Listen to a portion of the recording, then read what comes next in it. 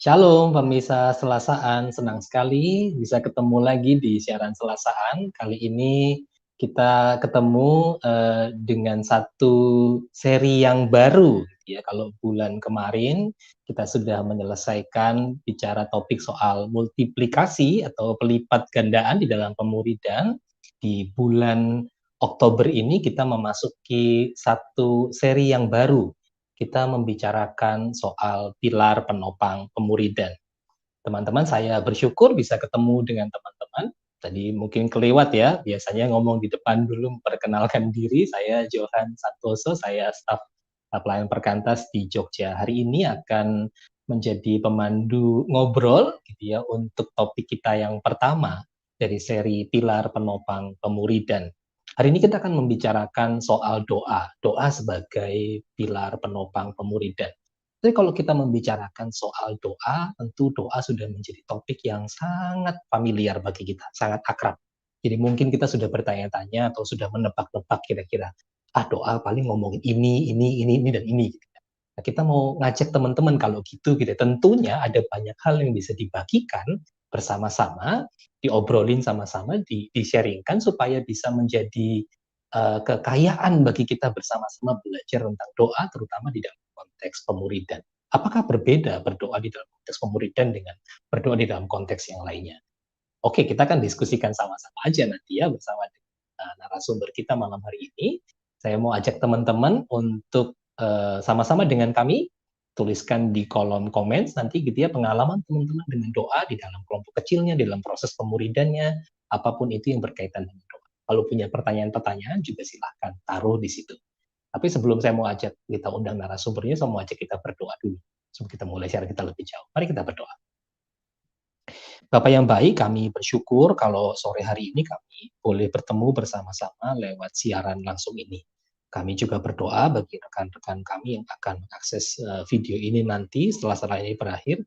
Tuhan, baik kami yang live maupun teman-teman kami yang nanti akan menikmati siaran rekaman ini, Tuhan memberkati dan menolong supaya ada kekayaan yang baru yang Tuhan tambah-tambahkan.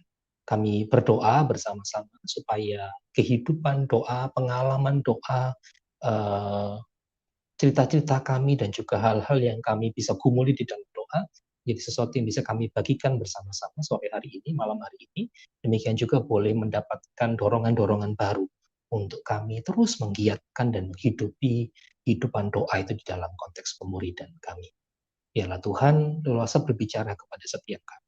Dan kami juga berdoa, percaya kepada Tuhan, bergantung kepada Tuhan, memohon kuasa Tuhan mengintervensi siaran ini, karena di berbagai tempat ada situasi cuaca yang diwarnai dengan hujan lebat, listrik yang padam, dan lain-lain. Tuhan kiranya menopang kami di siaran ini, supaya kami bisa menyelesaikan siaran ini dengan baik sampai tuntas pada akhirnya nanti, dan tidak ada gangguan, dan seluruh siaran ini boleh menolong kami semua bertumbuh. Dan kami boleh mengalami pada waktu kami berdoa membawa itu Tuhan menjawabnya dan menyatakan kuasa. Dalam Kristus kami berdoa. Amin.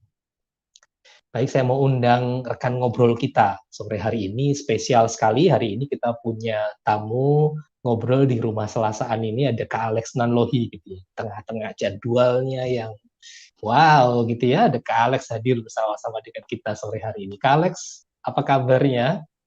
Halo Kak Johan, puji Tuhan, kabar baik di tengah Jakarta yang hujan lebat banget ini ya. Tapi thank you, senang bisa ketemu dengan Kak Johan dan teman-teman semua.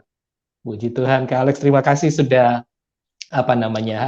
ikut mau ngobrol dengan kami ya, berbagi dengan kami di Yap. tengah jadwal yang wow gitu. Kak Alex, hari ini kita mulai satu seri yang baru, pilar penopang pemuridan, dan kita buka dengan doa, artinya dengan topik soal doa sebagai pilar penopang pemuridan. Kak Alex, kalau kita ngomongin hari ini, kita kasih dulu doa yang mengubahkan. Berdoa yang mengubahkan di dalam konteks pemuridan itu mengubahkan siapa, Kak Alex? Iya, ini menarik ya, percakapan mengenai doa, karena bukan hanya penopang pemuridan, tetapi di dalam pemuridan itu salah satu aspek yang diajarkan, salah satu aspek yang dibangun, biasanya adalah kehidupan yang berdoa. Ya. Jadi saya pikir ketika kita saja mengajarkan atau memberikan pemahaman betapa pentingnya berdoa, maka untuk menopang pemuridan itu sendiri juga, maka doa itu bukan sesuatu yang hanya diajarkan, tapi juga dialami dan dilakukan untuk supaya pemuridan makin kuat begitu. Jadi saya pikir ya kalau ditanya siapa yang diubahkan, ya jelas semua kita yang terlibat di dalam pemuridan, baik yang dipimpin, yang memimpin, pengalaman berdoa itu mengubahkan kita. Saya pikir itu yang saya alami dan juga saya ajarkan gitu ya Kak Johan ya. Ya, semua yang terlibat ya Kak. Jadi nggak Betul. hanya kita bukannya sedang mau ngobrolin tips-tips buat para pemimpin Iya, kelompok atau bukan. pemuridnya gitu ya. Kita semua Yes. diubahkan lewat doa itu. Kak Alex, Benar. doa itu tadi waktu Kak Alex bilang diajarkan gitu ya, dilatihkan di dalam konteks pemuridan. Kita seringkali memang memasukkannya dalam kategori disiplin rohani gitu ya. Betul. Nah, Kak Alex, saya juga sering dengar ngobrol sama adik-adik hari ini. Gitu. Begitu dengar kata disiplin, itu rasanya gitu. Kayak ada reaksi alergi gitu kan. Iya, Gatal-gatal, terasa berat dan lain-lain.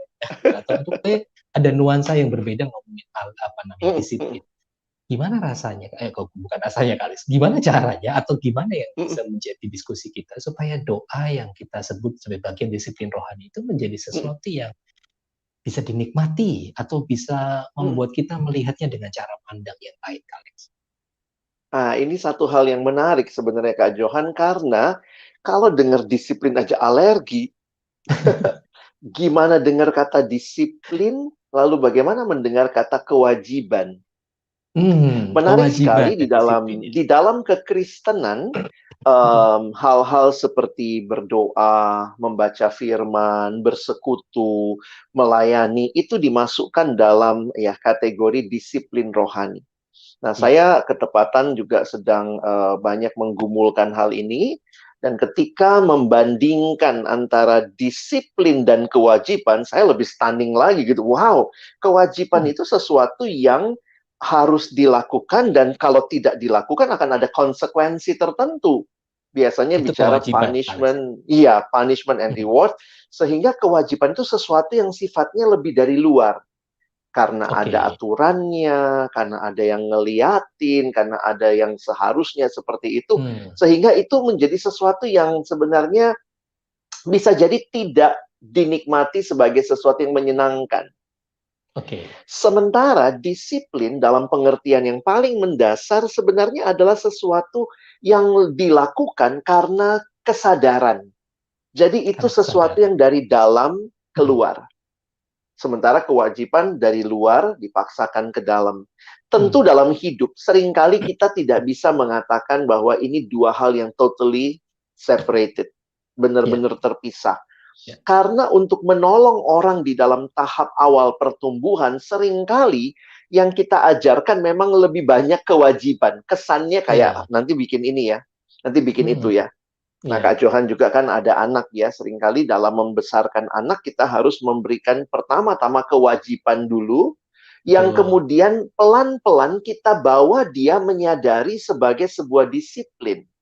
Saya kasih contoh begini Kak Johan ya, kalau anak masih kecil ya kadang-kadang diwajibkan, makan nasi dulu, baru boleh minum es krim misalnya.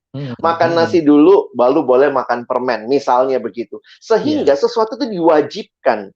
Tetapi kalau dia sudah anak Kak Johan umur berapa nih? Yang kecil? 10 tahun. Oh, yang kecil 3 tahun. 3 tahun ya kan? Kalau masih 3 tahun tuh banyak kewajibannya. Pokoknya jam segini tidur siang. Jam segini, jadi walaupun itu ada pada orang tuanya ya, tapi anak diwajibkan atau diharapkan mengikuti aturan. Tapi kalau dia sudah umur 21 tahun, lalu polanya masih pola kewajiban, kamu makan nasi dulu ya, baru makan permen. Lah, itu berarti kan dia tidak mengalami pertumbuhan. Nah, salah satu wujud nyata pertumbuhan rohani, saya pikir adalah ketika orang makin bisa memahami bahwa dia bergerak dari kewajiban menjadi disiplin, karena sesuatu yang saya sadari. Nah, berdoa, membaca Alkitab, ini kewajibankah? Karena kalau nggak dilakukan nanti PKK-nya marah, pemimpin KTB-nya bilang, kamu adik ini bandel, minggu depan kalau nggak saat teduh nggak usah datang KTB. Nah, Oh, ataukah kesempatan dong, dia Kak, nggak saat teduh. kesempatan ya? Kalau anak sekarang digituin kesempatan ya. Nah, ataukah dia masuk ke dalam kesadaran saya butuh itu. Saya butuh untuk menikmati saat teduh, menikmati doa. Saya suka bilang begini sama adik-adik kelompok yang saya pimpin, ketika mereka sudah diajarkan kewajiban, tapi saya mau bawa mereka masuk lebih dalam ke arah disiplin rohani yang menyenangkan. Sehingga saya katakan begini, siapa yang butuh saat teduh? Tuhan atau kamu? Siapa yang butuh saat teduh? Kamu atau Kak Alex? Kalau kamu nggak saat teduh, yang rugi siapa? Tuhan kah? Kak Alex kah? Atau kamu? Oh iya ya, saya yang rugi ya, Kak. Nah, makanya ayo saat teduh. Karena saat teduh itu adalah sebuah sukacita. Tuhan pencipta alam semesta ini rindu bersekutu dengan kita. Doa juga satu kesempatan istimewa karena pencipta alam semesta ini rindu bercakap-cakap dengan kita, rindu engkau datang kepada dia, sehingga waktu kita meresponinya itu sebuah joyful things. Hal yang menyenangkan, bukan hal yang membebani begitu. Nah, seringkali memang menolong, karena biasanya dalam KTB kita jujur aja kan banyak menolong pertama-tama memberikan disiplin rohani, tapi sifatnya lebih kewajiban. Bikin proyek ketaatan. Proyek ketaatan minggu depan dicek. Doa nggak? Saat teduh nggak? Nah, tapi kalau sudah 2 tahun, 3 tahun berjalan, harusnya kan ada peningkatan ya, kesadaran bahwa tanpa pemimpin saya nyuruh, saya akan melakukan karena saya butuh saat teduh. Saya butuh doa. Nah, itu ya Kak Johan yang saya lagi ngelihat supaya kita menyadari bahwa memang anugerah mendahului respons kita. Itulah pengajaran kitab suci. Karena saya mendapat anugerah, saya meresponinya dengan berdisiplin, menikmati waktu bersama dengan Tuhan saya bicara, waktu bersama Tuhan, Tuhan bicara. Nah, itu sesuatu yang harusnya dinikmati dan dialami oleh semua yang ada di kelompok kecil, saya pikir. Oke, woi, kewajiban dan disiplin gitu ya, itu dibedakan ya, dan kontrasnya kelihatan sekali ya, kewajiban dari luar ditaruh ke dalam diri kita yang seringkali itu menimbulkan respon ketidaksukaan, defense gitu ya, mungkin ya. Disiplin justru berasal dari dalam, sebuah kesukacitaan, kerinduan kalau kita suka bilang gitu ya. Ya, Kak Alex, kalau katanya itu ya, gimana, katanya gini Kak Johan, cinta itu mengubah kewajiban jadi kerinduan. Betul banget. Hanya orang yang mencintai Tuhan harusnya melihat doa itu bukan kewajiban, tetapi kerinduan. Ya, itu yang kemudian kasih itu dasarnya. Sebenarnya kasih itu relasi dengan Tuhan itu ya. Tuhan sudah berelasi dengan kita, kita mengasihi dia, dia mengasihi kita, maka lahirlah kerinduan-kerinduan, bukan sekadar kewajiban. Kalau gitu Kak Alex, kan biasanya kita juga punya seperti pandangan umum bahwa berdoa itu kan demi sesuatu ya. Berdoa tuh demi minta sesuatu, kalau ada kepentingan, kalau ada masalah dan lain-lain. Lalu berdoa sebagai respon anugerah, apa yang membedakannya, Alex? Yang paling membedakan menurut saya dalam pengalaman saya juga yang masih terus belajar berdoa ya, Kak Johan ya. Saya pikir salah satu hal yang menarik tuh, Tuhan Yesus murid-muridnya datang kepadanya lalu berkata, Tuhan ajarlah kami berdoa. Betul. Kita tuh jarang loh datang dan minta diajarkan berdoa, karena kita merasa itu sesuatu yang spontan kita tahu. Bahkan juga maaf ya, saya juga nggak mengatakan kita butuh training doa, tapi kan kayaknya jarang ya training berdoa ya. Iya ya, betul. Dari begitu banyak hal yang Yesus lakukan, nampaknya yang sangat menonjol adalah doa, sehingga murid-muridnya datang minta, kalau boleh pakai istilah, Tuhan ajari kami, trainingin kami doa dong, gitu ya. Iya ya. Nah, itu menonjol sekali. Menonjol dalam hidupnya. Dan apa yang menarik dalam kehidupan doa Yesus, bagi saya bahwa doa bukanlah sebuah alat untuk menggerakkan Allah. Tujuan doa yang utama bukanlah kebutuhan kita, tetapi tujuan utama doa adalah Allah sendiri. Sehingga ketika kita punya tujuan kepada Allah, permintaan menjadi sesuatu yang membentuk kita. Itu tadi ya, mengubah kita. Karena kita datangnya sama Allah. Tetapi kalau kita datang dengan tujuan utama kebutuhan kita, maka tanpa sadar, ya maaf ini tanpa sadar, saya juga baru sadarin, saya memperalat Allah hanya untuk mendapat tujuan saya. Ya, Sehingga ya. kalau tadi Kak Johan tanya, apa perbedaan yang paling mendasar? Saya melihat ketika doa hanya menjadi tujuan utamanya kebutuhan, Allah diperalat. Tetapi Allah ketika dipelajari. doa, tujuan utamanya adalah Allah, maka kebutuhan-kebutuhan kita akan menjadi cara Tuhan mungkin mengubahkan kita. Hmm. Jadi Hmm. menarik tuh. Misalnya Tuhan bilang, Alex, saya minta ya Tuhan, saya tahu Engkau baik. Tuhan, saya butuh ini. Tapi Hmm. ketika saya mengalami Tuhan tidak memberikan yang saya bilang saya butuhkan, maka saya berubah. Oh iya ya, doa itu relasional. Di dalamnya kita bisa meyakini saya sudah minta, tapi kayaknya Tuhan tidak memberikan itu, maka saya akan bisa berpikir bahwa Dia tetap Allah yang baik, karena tujuan saya tahu Dia Allah yang baik. Kalau saya nggak dapat yang saya mau, saya nggak kecewa sebenarnya. Ya, Seharusnya begitu ya. Tetapi saya ya. jadi bisa belajar siapa tahu Tuhan mau saya lebih sabar. Hmm. Tuhan mungkin juga meminta saya prioritaskan kebutuhan orang lain yang punya kebutuhan yang sama dengan kamu. Ya. Jadi akhirnya doa itu menjadi sebuah kehidupan yang mengubahkan seperti di awal tadi. Karena Hmm. Allah jadi tujuannya.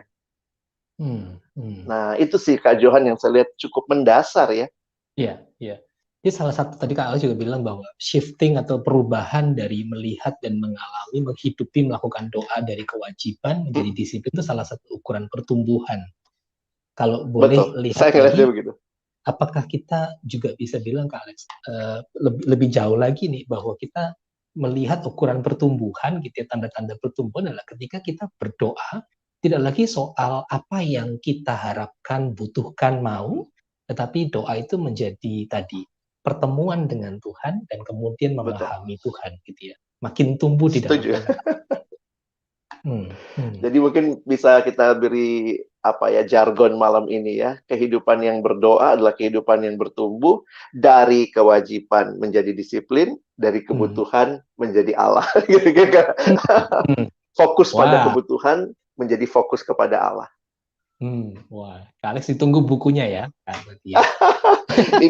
Ini kadang kalau bicara begini baru kepikir Kak Johannya sama-sama. Wow, that's a good point. Jadi Iya, iya. buklet gitu ya, bisa di Iya, buklet ya, betul, ya, betul. buklet doa. Kak Alex, kalau kita juga ngomongin pemuridan tuh tadi mengajarkan berdoa. Hmm, Dan berdoa tadi sebagai salah satu ukuran pertumbuhan gitu ya. iya, Jadi bisakah kita juga bilang bahwa salah satu atau apa namanya ukuran kita melihat kemuridan itu adalah hidup iya, yang berdoa. iya. Saya pikir sih demikian ya. Hmm. Walaupun itu ya Kak Johan, jangan pernah berhenti belajar berdoa. Karena bagi Jangan saya pernah juga berhenti tidak ada, gitu.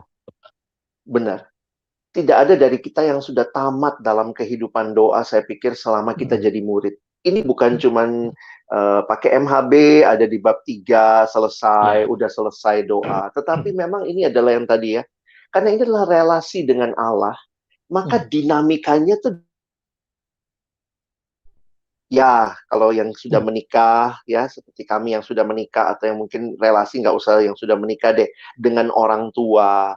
Hmm. Kadang-kadang kan itu relasi-relasi yang menumbuhkan ya. Kadang-kadang ada gesekan, ada ekspektasi, ada realita, ada Hmm. konflik. Nah, itu kan hal-hal yang ya tentu sama Tuhan kita kalau konflik ya sudah hampir pasti kita yang salah ya.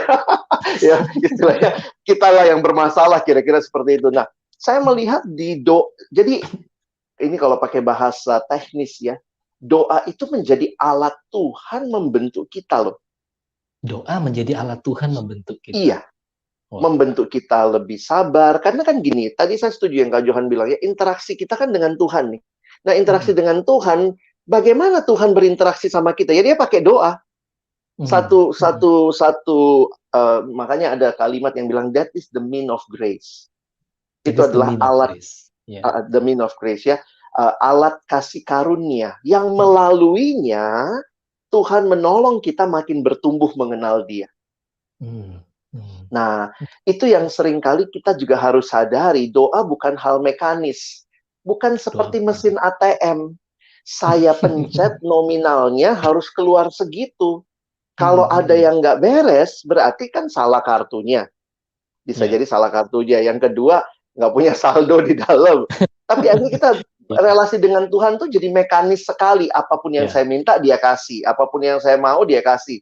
Atau kita bahkan melihatnya itu seperti sebuah, apa ya, hubungan yang sekadar transaksional. Padahal Tuhan itu ya. pribadi yang lebih daripada sekadar saya butuh, saya datang, saya dapat, saya selesai begitu. Hmm, hmm, hmm. Oke, ya. Jadi kemuridan itu muncul di situ sebagai respon tadi ya, ketundukan, ketaatan, Yes. keterbukaan, melihat hal-hal yang baru dan kita direntang gitu ya, di luar harapan-harapan Betul. dan ekspektasi tadi kita. Ditarik lebih luas lagi ya. Iya, Kayak kita karet pengennya gitu. ini, ternyata Tuhan nunjukin yang lain Iya, atau dalam proses itu kita belajar benar, sesuatu yang benar. berbeda. Hmm. Jadi doa yang mengubahkan tadi ya kita ngomongin di depan mengubahkan semua yang di dalamnya. Ya, Kak Alex sekarang Iya, kalau kita coba mungkin agak spesifikan ya Kak Alex ya, iya. supaya tackle-nya jadi lebih spesifik pada masing-masing nih, walaupun doa itu mengubahkan semua murid ya di Hmm, dalam pemuridan itu baik pemimpinnya maupun adik yang dipimpin. Kalau kita hmm. ngomongin sebagai pemimpin Kak Alex, pengalaman Kak Alex sebagai pemimpin misalnya, ada nggak Kak kisah-kisah yang bisa dibagi yang menolong kami bisa menginspirasi? Iya ya, sebagai pemimpin doa itu tadi pilar Iya. yang penting sekali, kekuatan yang besar. Saya banyak dapat pengalaman sebenarnya ketika memimpin dan berdoa itu dari orang-orang yang juga dulu Tuhan hadirkan memimpin saya. Hmm, hmm, Termasuk waktu saya mendengar ya dalam beberapa kesaksian, walaupun itu mungkin keceplosan atau mungkin apa, terus dia bilang, wah saya doain kamu loh. Waduh, hmm, hmm, wah seorang pemimpin yang mendoakan adiknya, mungkin itu kelihatan kayak pertemuan rutin tiap minggu. Tapi ya, dia mendoakan saya supaya saya datang. Dia hmm, mendoakan supaya saya persiapan. Dia ya, mendoakan ya, supaya saya memberi waktu. Dan itu saya alami ketika memimpin dan itu it's very simple thing ya. Tapi kan kita juga pingin adik-adik kita datang itu dengan kerinduan, kita pingin mereka juga datang dengan sebuah apa ya sukacita dan seringkali mau tidak mau perjuangan pertama kita bukan di bagi saya ya perjuangan pertamanya bukan di pertemuannya saja tetapi di dalam ya. doa-doa sebelum pertemuan itu Betul, betul, betul. meyakini bahwa Tuhan bekerja. Minggu ini dia kayaknya sibuk banget, tapi kita berdoa, Hmm, Tuhan, ini jadwal yang udah disepakati, Tuhan tolong dia bisa prioritaskan, misalnya seperti hmm, itu. hmm, Jadi, saya ngalamin tuh ya, dalam mempersiapkan bahkan pertemuan-pertemuan rutin, saya menikmati bagaimana doa itu juga jadi bagian penting menopang. hmm, Karena ini ya, bukan, ini kalau bicara secara mata iman ya, ini bukan cuma janjian pertemuan kelompok seperti bikin tugas. Tapi ya, ini ya kalau mau bahas lebih jauh, ini peperangan rohani. hmm, Saya hmm, seringkali menempatkan ini sebagai peperangan rohani karena sebenarnya manusia ini kan tidak mau ya hal-hal yang rohani, tidak suka. hmm, Sehingga untuk memberikan desire untuk hal seperti itu, saya pikir ya kita mesti datang dan minta sama Tuhan. ya, Dan Tuhan adalah Tuhan yang kepadanya kasih alat kasih karunia, berdoa. hmm, Nah, mungkin hmm, yang kedua ya, sebelum juga saya pikir Kak Johan pasti punya pengalaman juga ya. Yang kedua adalah ketika adik-adik punya hmm, pergumulan tuh Kak Johan ya. ya, Itu tuh ya, saya ngalamin. Jadi dulu lah ya, dulu waktu orang tua kami belum terlalu mengerti kelompok kecil, waktu saya masih SMA nih, ini masih siswa nih. Kami ngalamin tuh. Saya sama kakak saya satu kelompok kecil karena kita beda kelasnya di SMA cuma beda sekelas ya. Nah, oh, kakak oke, saya dan saya kita satu kelompok kecil tuh.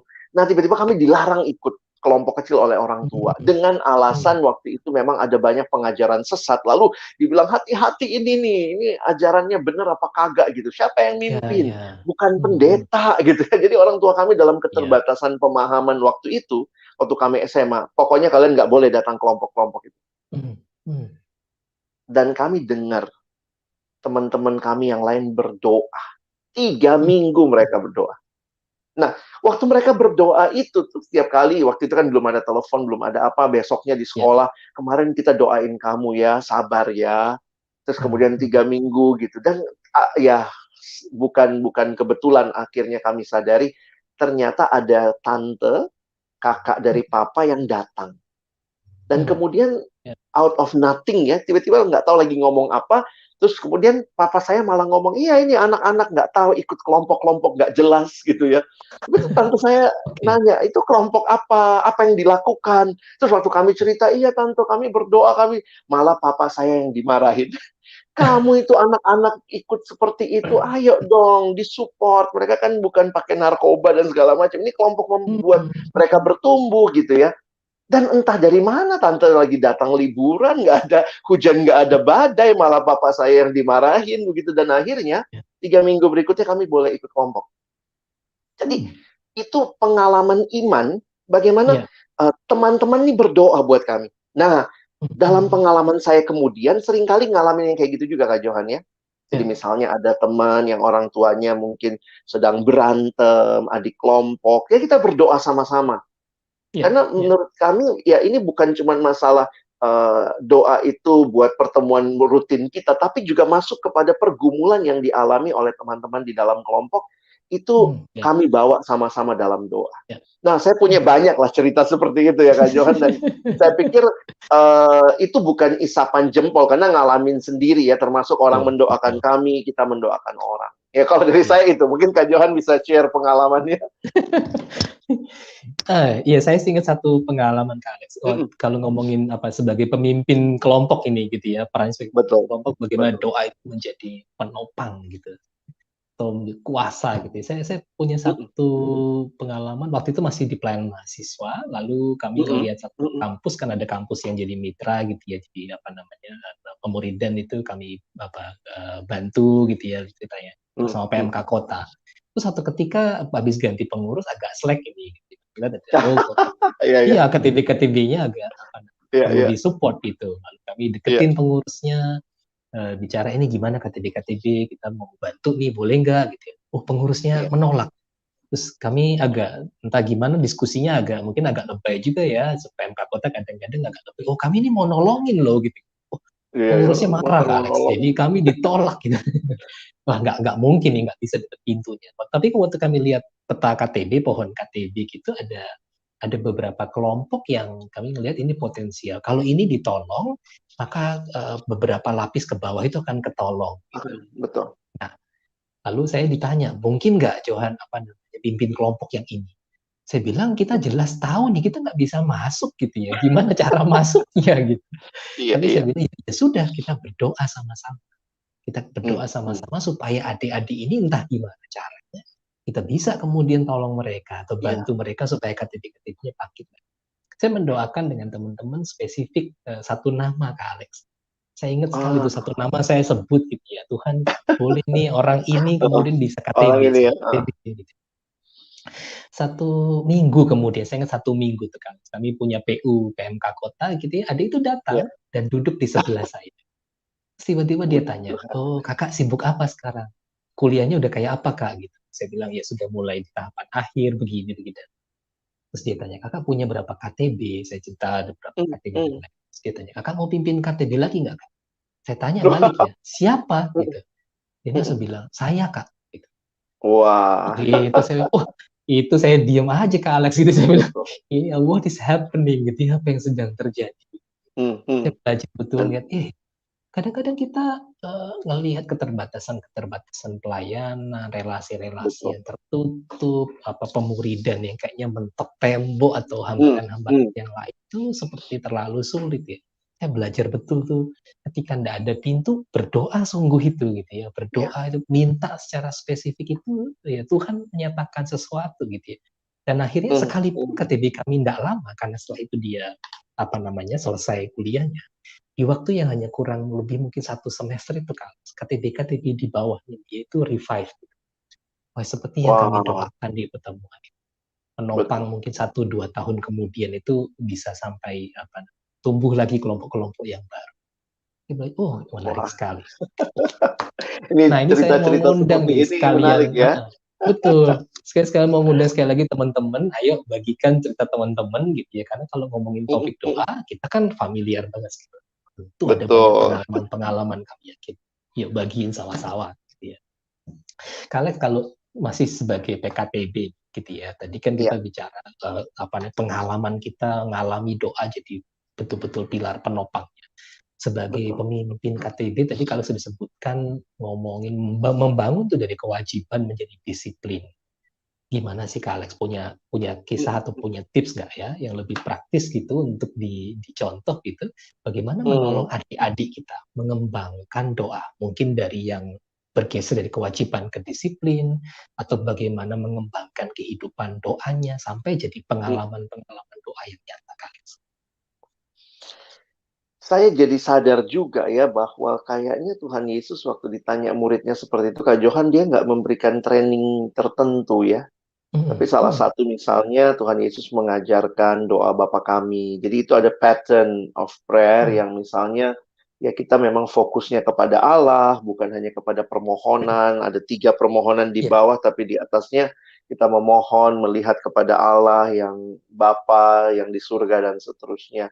Nah, jadi saya pikir memang seiring berjalannya waktu, firman menjadi bagian kehidupan KTB, kita sama-sama di KTB juga berdoa bersama, saya pikir itu akan pelan-pelan Tuhan berikan menjadi sesuatu yang menjadi pengalaman. Dan ya poin sederhana sebenarnya lakukanlah, mulai dengan melakukan. Lakukan ya. Iya, mulai dengan melakukan. Tidak ada, kalau saya pribadi sih nggak ada tips tertentu. Nah, mungkin memang salah satu cara yang saya sering kali juga tolong adalah itu tadi ya. Saya biasa menanyakan pertanyaan-pertanyaan yang coba saya juga pikirkan buat diri saya. Dan kemudian saya tanyakan. Karena saya menarik waktu belajar dari pola Yesus mengajar. Banyak hal yang Tuhan Yesus ajarkan itu keluar karena ada pertanyaan. Dan Yesus pun bahkan sering mengajukan pertanyaan. Nah, saya ya itu kayak pertanyaan sederhana yang saya dulu pikirkan, siapa yang butuh saat teduh? Siapa yang butuh doa? Kamu atau Tuhan? Nah, itu kan menolong mereka. Walaupun udah ditanya begitu, minggu depan masih aja. Tapi ya itu ya, selain itu juga saya pikir kita praktis doa itu. Dalam arti begini ya. Dalam arti misalnya ya saya ngalamin lah kayak Kak Johan bilang juga. Saya sebut nama adik-adik saya dalam doa, meminta Tuhan berikan mereka desire dari kewajiban jadi disiplin.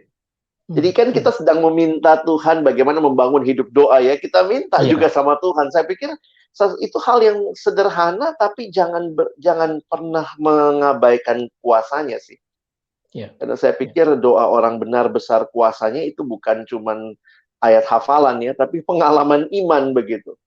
Nah, dan sama kayak Kak Johan tuh, saya beberapa kali untuk adik-adik yang spesifik dalam, ada orang-orang yang kayaknya itu ya, ya yang pengalaman saya misalnya susah banget pergumulan hidupnya gitu ya, terus kayak kita minta sama-sama dengan dia dalam KTB, atau mungkin saya doakan dia tanpa dia ketahui, karena misalnya gini, dari 5 adik ini kok yang paling sulit ini gitu ya. Nah, itu kadang Tuhan jawab dengan cara-cara atau jawaban-jawaban yang saya amazed ya. Saya bisa amazed karena merasa bahwa saya berpikir dia ini nggak ada harapan, tapi ternyata dia yang survive, misalnya begitu ya. Itu kadang-kadang nggak pernah terbayangkan, Kak Johan ya. Nah, saya pikir itu mulai dari doa yang kita praktekkan gitu, karena ini adalah lagi bicara doa. Saya dulu waktu siswa diajarin mengalami doa itu saya shock berat Kak Alex. Karena masih baru ya, baru masuk kelompok, masih belajar jaminan jawaban doa itu kan masih awal sekali ya. Terus kakak KTB saya bilang, coba kamu punya kebutuhan apa? Terus kami coba pikirin, lalu catat sama-sama di kelompok kita punya kebutuhan apa ya. Gitu. Terus kakak KTB saya menantang begini, berani nggak kita berdoa, nggak perlu ngomong sama orang tua. Saya siswa waktu itu masih SMA. Nah terus saya ngomong sama siapa ya gitu. Padahal kebutuhan bukan pakai duit kali ya. Kebutuhan itu juga bagian dari relasi dengan orang tua gitu ya. Karena kita bergumul begitu. Tapi kakak TK saya nanya begitu, berani nggak kita berdoa? Bukan berarti kamu nggak minta sama orang tuamu ya, akan ada waktunya mungkin gitu. Tapi kita berdoa menjadi bagian, kita belajar bahwa yang pertama yang kita cari itu bukan orang tua yang menyediakan, Tuhan yang menyediakan. Wah, itu saya bergumul, saya nggak ngerti ya, ini gimana yang respon ini, ajarin apa gitu. Iya. Saya tulis tuh, karena saya nggak bisa lagi lihat papan tulis, karena saya berdoa untuk kacamata. Saya berdoa untuk Ah, kacamata di kelompok, lalu punya catatan, malam itu saya pulang juga berdoa lagi ya, berdoa lagi untuk kacamata gitu. Besok lusanya Kak Alex, tiba-tiba papa hmm. saya nanya, kamu bukannya punya kacamata ya, kok nggak pernah dipakai gitu. Saya bilang, udah nggak Wow. lagi bisa dipakai, kayaknya minusnya nambah gitu, udah naik, dipakai udah nggak Ah, kelihatan. Langsung bapak saya bilang, ya udah besok malam kita ke optik cari ah, kacamata. ah. Wah itu Wow. di tingkatan sangat masih muda ya, baru baru Masih baru masih baru baru masuk siswa ya. kelompok. Iya masih siswa, itu sangat menjadi pondasi yang kuat ya, mengajar sesuatu yang penting sekali. Hmm, Bahwa doa itu betul. nggak main-main gitu. Gitu. Hmm. Ini nggak kaleng-kaleng lah istilahnya gitu ya, Nah, orang saya bilang. bukan kaleng-kaleng ya. Iya beneran Walaupun kita unik ya, Kak berdoa itu Johan. ya. Saya ngelihat ada banyak cara ya, dan Hmm, saya ngalamin juga beberapa yang maaf kata apa ya, kayak instant needs ya, dan ya. memang Tuhan kasih gitu.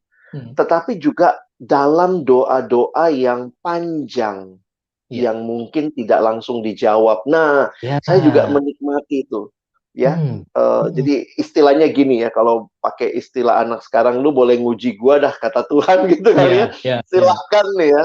Tapi di sisi yang lain, saya ngelihat misalnya ya waktu berdoa untuk kesehatan, ya. waktu itu misalnya ada teman yang mengalami pergumulan, atau mungkin orang tua yang mengalami pergumulan kesehatan yang kita Ya, juga udah minta, Tuhan nggak kasih. betul. Nah, saya pikir dinamikanya tuh di situ tuh.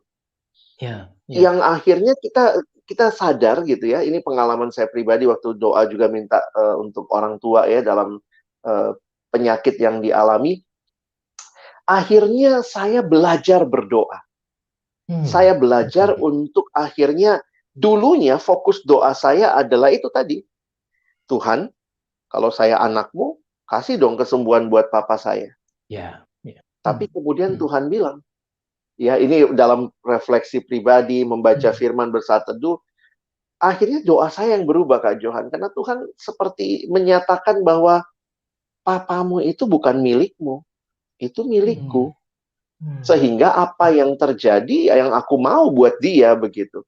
Nah, hmm, kamu hmm. percaya nggak aku Allah yang baik untuk Ya, kamu, untuk ya. papamu? Kira-kira seperti itu.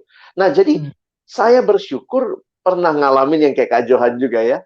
Dulu ada ya. satu adik KTB itu, saya jelek banget relasinya sama dia. Tapi tiap malam saya minta tuh, Tuhan kasih dong relasi kami. Di akhir semester kami membaik. Dan jadi Hmm, deket hmm, banget gitu. hmm, Dulu hmm. itu dia tuh kayak cuek banget sama saya gitu ya. Ya, Wah, ya.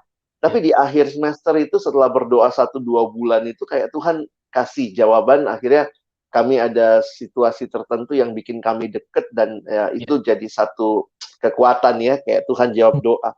Tapi juga ketika Tuhan tidak menjawab instan seperti yang saya minta, Ya. ternyata Tuhan sedang membentuk saya gitu. Kadang-kadang bukan eh, jawaban seperti yang kita mau, Betul. tetapi belajar menerima bahwa Dia tetap Allah yang baik. Ya, Dia tetap Allah yang sanggup. Dan itu, nah itu saya bilang tuh, dinamikanya indah ya. benar, Butuh benar apa Kak. dikasih, kadang butuh juga Tuhan bilang stop dulu, tunggu dulu. Tapi ya itulah uniknya doa ini ya. Jadi instant needs juga memperlihatkan Tuhan yang care dan berkuasa gitu Ya, ya, menjawab doa kita, tapi perjalanan doa yang panjang begitu ya, yang butuh endurance gitu ya untuk berdoa, itu pun ya, bagian dari pernyataan kuasa Tuhan yang nggak kalah benar, hebatnya. Ada benar. proses yang mengubahkan kita. Jadi kalau kita merefleksikan tadi kita sedang bicarain gimana kita menolong adik-adik untuk berdoa sebagai seorang pemimpin, kayaknya ada dua hal tuh Kak Alex ya setidaknya. Kita menolong Ya, mereka dengan ya, pengalaman yang mungkin menjadi pengalaman yang kita harapkan doa mereka mengalami jawaban-jawaban doa yang segera. Di waktu yang sama kita ya, juga bisa bersiap untuk menemani adik-adik kita sebagai pemimpin kelompok, menemani ya. mereka ada di dalam pergumulan yang lebih panjang begitu Lebih ya di panjang, dalam betul. doa itu. Kak Alex, kalau sekarang geser nih, shift ke dorongan kita bagi teman-teman Hmm. yang ada di dalam pemuridan sebagai murid, sebagai adik kelompok gitu. Kalau kita ngomongin tadi mengubahkan kan semua, gitu. Doa menjadi pilar penopang bagi pemuridan itu mengubahkan semua. Apa dorongan Kak Alex buat teman-teman yang di dalam proses menjadi murid sekarang dalam kelompok-kelompoknya? Iya, nikmatilah bahwa doa menjadi sebuah pengalaman imanmu ya. Hmm. Jadi bukan hanya malam hari ini kalian dengar cerita kami, oh itu ceritanya Kak Johan, itu ceritanya Kak Alex, tapi alamilah sebagai ceritamu bersama Allah dan ya itu juga kita minta ya teman-teman bisa sharing, bisa tulis gitu ya. Ya, ya. Eh, Sekarang banyak medsos juga ya, mana tahu juga itu memberi pengharapan saya pikir buat teman-teman yang Hmm. mungkin sekarang pergumulan doanya lebih panjang dari kita ya. Nah, itu Ya, memberi ya. kesegaran. Jadi kalau saya pikir sih, mari kita saling mendorong, kita buat komunitas yang juga saling bisa encourage one another, saling Hmm. menguatkan, dan ini menjadi apa ya? Saya juga tidak tertutup, walaupun kesannya itu kayak kewajiban, tapi mari kita buat proyek-proyek ketaatan yang bersama-sama Hmm. menolong kita juga untuk berdoa. Saya ingat dulu Ya. bersama adik-adik kelompok kecil saya, kami punya pertemuan di udara namanya. Jadi Hmm. kami Ya, kelompok ya. kecil itu Betul. setiap Kamis jam 10 pagi. Ini waktu Hmm. di kuliah memang sih kami punya pertemuan Kamis jam 10 pagi. Maka jam doa KTB kami itu jam Rabu malam jam 10. Nah, itu sebenarnya salah satu Oke. cara juga saya supaya mereka ingat besoknya KTB. Kalau Mempersiapkan malamnya kamu besoknya doa, ya. besoknya KTB gitu ya. Sehingga mereka doain persiapan, doain bahan, doain teman-teman yang datang. Nah, itu proyek-proyek seperti itu bisa membangun kehidupan doa yang memang menarik ya. Kadang ketika kita Hmm. bersama, kita merasa lebih lebih ada engagement, lebih ada power untuk doing something together. Dan termasuk dalam kelompok-kelompok kecil, teman-teman, mari belajar memohon, meminta dalam doa. Hmm. Saya pernah Hmm. dalam satu masa kan waktu itu ada ini ya lagi rame doa suku-suku misalnya ya. Ya. Maka di akhir kelompok kecil misalnya saya bawa peta, Hmm. peta Hmm. terus kita minta sama-sama sama Tuhan, kita tunjuk daerah itu, kita doa minta. Jadi kadang-kadang visual-visual itu kan menolong juga ya untuk kalau kita Ya. tiba-tiba doa untuk suku ini, entah di mana atau apa begitu. Waktu itu kan Ya, betul buletin sekali. doanya Betul. itu sederhana banget Kak Johan ya. Kalau Hmm. sekarang kan buletin doanya ada orangnya pakai baju adat, ada rumah adatnya. Ya, Dulu tuh cuman benar-benar. kertas aku inget tuh ya. Terus saya bawa peta, lalu kita coba tunjuk sama-sama. Jadi saya pikir harus disengajakan bahwa ini memang sesuatu yang sangat penting. Hmm. Tetapi Ya. realitanya kita perlu membangun sebuah keinginan berdoa, kerinduan berdoa, termasuk juga cara-cara kreatif, khususnya kalau adik-adik ada yang melayani siswa, melayani mahasiswa baru, sehingga doa itu menjadi sebuah sukacita. Karena mungkin jangan-jangan yang selama ini dia tahu doa itu cuma satu cara, tutup mata, Hmm. tunduk. Nah, saya Hmm. kadang-kadang mikir Ya, sama betul adik-adik betul. saya, jangan cuma tutup mata, sekarang buka matamu, lihat pulau itu. Itu yang Hmm. kita doain. Hmm. Nah, Ya. itu menjadi sesuatu yang ya doakan menutup mata buat konsentrasi. Tapi kalau konsentrasi terjadi karena kita lihat petanya, boleh juga dong. Ya.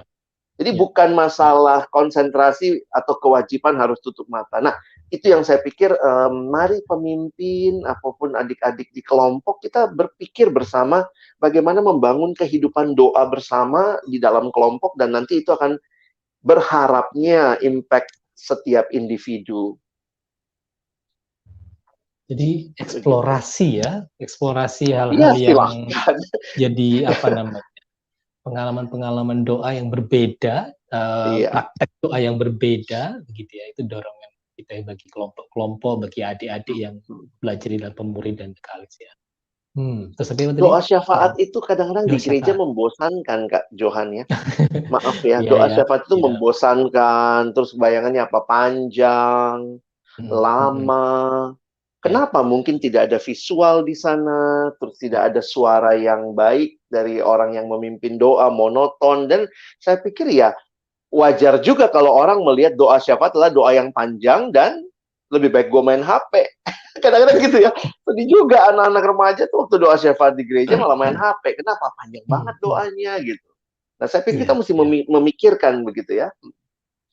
Iya, iya, betul. Apalagi di dalam konteks pelayanan siswa dan mahasiswa ya, kita nggak Betul. bisa Iya. lepaskan hal itu ya menjadi sesuatu yang perlu dipertimbangkan.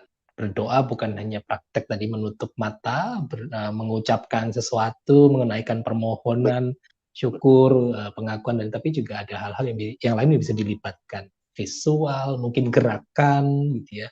movement bahkan Betul. ya, jalan bersama. Movement in Ya, prayer, jalan bersama, prayer walking. betul. Nah, itu tuh Ya, sekarang udah betul, jarang betul. kali Kak Johan ya. Saya nggak tahu dulu di masa-masa saya siswa dan mahasiswa tuh hal-hal seperti itu tuh banyak yang membuat kita tuh prayer walking sering kami sama Betul, pemimpin betul. KTB. Ya. Iya, ngajakin apa namanya adik-adik di pelayanan untuk bukan keliling kampus dalam rangka supaya tembok Yeriko rubuh ya, Alex ya. Rubuh. Tapi jalan-jalan keliling kampus misalnya gitu supaya memang dapat Betul. ya. Sebetulnya itu menolong kita dekat dengan apa yang kita doakan gitu ya. Dapat engagement dengan bisa lihat Benar, langsung, oh suasananya begini, ada hal yang benar. kadang mungkin kita lewatkan, dan sekarang kita bisa lihat lebih detail pada waktu kita di situ dan berdoa. Waktu saya siswa Kak Johan itu kami di kota yang lebih kecil lah ya. Kami di kota Makassar, lalu ada satu pantai yang panjang. Nah, beberapa kali dalam KTB kami nggak, dulu kami KTB-nya saya di rumah-rumah ya, karena masih siswa, jadi kadang di rumah saya, di rumah teman gitu, kita giliran. Tapi ada saatnya pemimpin KTB kami ngajak kami berjalan sepanjang pantai itu, dan di situ banyak orang jualan, banyak orang nongkrong, karena ya di daerah kan nggak ada hiburan yang gimana. Wah, pantai lah. Lalu kemudian di ujung sampai selesai, sebelum kami jalan, terus kemudian kami diutusnya berdua-berdua gitu. Coba jalan Wah, berdua, sembari kamu kenal temenmu, coba kalian lihat apa saja yang kalian amati dari perjalanan itu. ya, Jadi sambil ya, kita jalan lihat pemandangan, kita lihat apa yang jadi kebutuhan orang, dan kemudian akhirnya kita berdoa ya. Waktu itu kita diminta untuk coba lihat aja apa yang mereka lakukan, apa kebutuhan, apa yang Tuhan gerakkan untuk kamu doakan. ya, Begitu ya. caranya kami diajar berdoa waktu itu. Dan itu bagi kami yang dari gereja-gereja yang doa syafaatnya membosankan begitu ya, maaf kata, akhirnya melihat, wow, iya ya, ini sebuah kesempatan, sehingga nanti kita jadi kebiasaan nih sekarang kalau ke mall Ya, ngelihat sesuatu tuh langsung hatinya berdoa gitu. ya, Karena udah ya, terbiasa bahwa apa yang kamu lihat, kamu sadari, bisa jadi sebuah permohonan doa tanpa mesti betul, menunggu pulang di rumah. Kadang-kadang kalau betul, Jakarta lagi betul. macet, di jalan tuh apa yang dilakukan? Ya bisa berdoa seperti itu. Ya, ya. Ya, kalau saya rasa itu menjadi sangat penting juga ya bagi proses pemuridan kita yang di dalam konteks perkantas itu nggak cuma soal formasi rohani, tetapi juga apa namanya pemuridan kita itu dikaitkan dengan pergumulan vokasi ya, dengan misi vokasi juga Yes. gitu. Pada waktu kita Kita bisa itu engage sangat dengan sangat engage ya. Ya, ya. iya, sangat engage dengan dunia di sekeliling kita, Betul. berdoa, bergumul, saya rasa itu sangat menolong untuk menumbuhkan beban, menggumuli apa namanya solusi sambil bertanya, Tuhan sayakah yang Tuhan panggil misalnya Pakai begitu ya ya untuk untuk hal apa ini. yang Iya, Tuhan bawa betul. itu. Wow, Alex terima kasih banyak ya untuk waktunya untuk Sama-sama Kak diskusi-diskusi Johan. obrolan dan sharing yang apa namanya dalam luas memberi model yang sangat inspiratif bagi kami. Terakhir Kak Alex gitu ya, apa dorongan-dorongan yang mungkin sekali lagi atau apalah penutup atau simpulan yang Kak Alex mungkin mau bagikan bagi kami semua di dalam topik yang pertama dari pilar penopang pemberian doa. Iya. Kalau dikatakan pilar penopang, saya pikir dalam pengalaman saya melayani dan mengikut Tuhan, juga memimpin kelompok kecil, dipimpin dalam kelompok kecil, saya pikir itu bukan hal yang ya kan tadi ya, bukan kaleng-kaleng ya. Tapi ini adalah sebuah pengalaman iman, sebuah perjalanan yang indah yang di dalamnya saya makin kenal Tuhan, dan saya makin diubahkan. Dan sekali lagi saya rindu ya teman-teman, ini juga menjadi pengalaman teman-teman yang mendengarkan siaran ini, di dalam perjuangan pemuridan yang di generasi ini tantangannya nggak mudah. Ya, Kak Johan ya. Di Benar saat banget. adik-adik diajak KTB susah, yang kayak tadi ya, bikin jadwal bareng susah, tapi juga kita tetap harus memuridkan generasi ini, maka saya pikir makin lebih tekun kita memuridkan dengan lutut kita. Ya, mungkin itu istilah yang coba saya pikirkan gitu ya, bahwa kelompok kecil yang maju tidak pernah maju dengan berlari, tetapi dengan berlutut di hadapan Tuhan. Dan kiranya Alex, boleh itu adalah diulangi Kak Alex. kehidupan doa. Boleh diulangi Kak Alex. Kehidupannya Jadi itu ya quotes tadi yang ya. bagus ya. Kelompok kecil yang maju tidak pernah maju dengan berlari, tetapi dengan berlutut, bertelut di hadapan Tuhan. Dengan pengertian bahwa kita tidak hanya memimpin, nyelesain bahan, tapi benar-benar setiap langkah ber-KTB, berkelompok kecil adalah langkah di mana kita meminta kepada Tuhan di dalam doa-doa kita. Nah, saya pikir itu yang saya harapkan teman-teman alami dan juga boleh melihat di dalam perjuangan kita membangun KTB-KTB di generasi ini. Baik, wow. Pemuridan yang maju bukan pemuridan yang berlari. Kalau saya nggak salah mengingat tapi pemuridan yang berlutut. Kak Alex, bolehkah minta Kak Alex untuk menutup siaran kita di malam hari ini dengan doa? Jadi, baik, supaya terima menjadi kasih. pengalaman doa sama-sama. Iya, pengalaman kita sama-sama ya. Iya. Thank you. Mari teman-teman sekalian, Kak Johan, kita akan berdoa menutup siaran ini. Tuhan, terima kasih karena kehidupan kami dalam pemuridan juga adalah kehidupan bersama Tuhan. Karena kami menjadi murid Tuhan. Tolong kami juga memakai cara-cara yang Tuhan teladankan. Meminta kepada Tuhan di dalam doa, memohon, bergumul, berserah, dan itu menjadi sebuah pengalaman iman yang kami juga alami ketika kami dipimpin ataupun memimpin kelompok-kelompok pemuridan. Terima kasih buat hari ini kalau kami bersama-sama boleh belajar melihat doa sebagai pilar penopang pemuridan.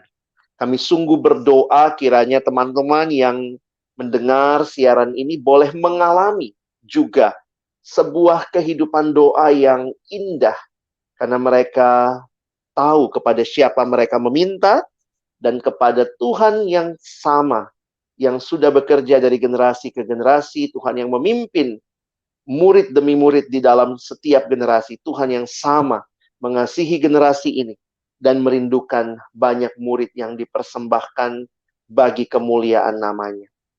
Terima kasih untuk siaran kali ini, terima kasih juga untuk percakapan dengan Kak Johan yang boleh banyak menolong kami juga melihat hal-hal yang penting di dalam pilar pemuridan yang menopang doa yang menopang pemuridan ini. Kami bersyukur dan menyerahkan siaran ini, siaran-siaran selanjutnya dalam seri ini. Tuhan yang menolong, Tuhan yang memberikan berkat-Mu, dan banyak jadi kesaksian buat orang-orang yang mendengarkan. Kami rindu melalui pelayanan perkantas, siswa, mahasiswa, alumni. Kami mempersembahkan murid-murid yang punya pengalaman yang indah bersama Tuhan dan juga jelas mengerti panggilannya di tengah bangsa ini.